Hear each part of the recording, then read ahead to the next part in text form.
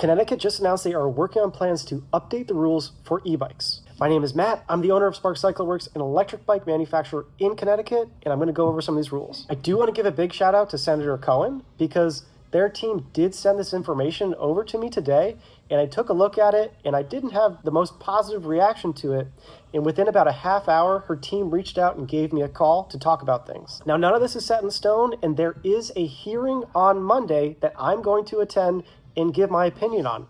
So if you guys have any suggestions, you can give them to me and let me know, and I will translate that information. This new update outlines the possibility of removing Class 3 e-bikes and anything that can go over 20 miles per hour. It's also taking a look at apps and possibly removing e-bikes that have the apps that can modify their speeds. There's also provisions in there that make it required to wear a helmet when you ride, which is a little bit controversial because Connecticut doesn't require motorcycle helmets. It also changes where you can ride the e-bikes. You're not going to be able to ride Class 3 e-bikes on trails, and Class 1 and 2 in a lot of other trails and bike lanes as well. In the higher power categories, like what we make on motor-driven cycles, they're planning on limiting the power to 1,500 watts. They're also planning on doing things like requiring manufacturers and sellers of e-bikes to publish more data in their advertisements so that if a bike is over Class 1 or 2, it has to say that this is not an e-bike. They're even taking a look at scooters to change the regulations on those. And there's a whole bunch more. It's a 26-page document, but right now this is happening very fast. And again,